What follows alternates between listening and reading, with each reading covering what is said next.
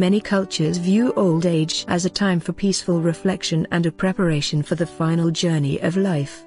However, a few elderly people in China are being forced to hasten the process of passing on.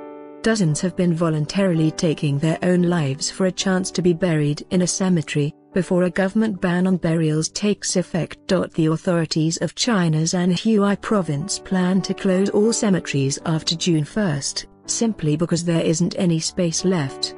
The public was informed of the new rule on April 1. Before June 1, people can still consign their bodies for burial, but after that the only option offered will be cremation.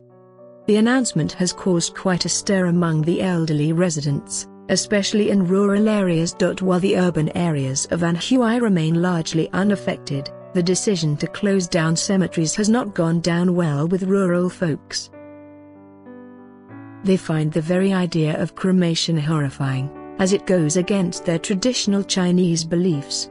So the elderly have resorted to what they believe is the only option left: committing suicide in order to make the June 1 deadline. 97-year-old Wu Lixiu took her life on May 12, and 87-year-old Zhang Wenying hanged herself just a day later.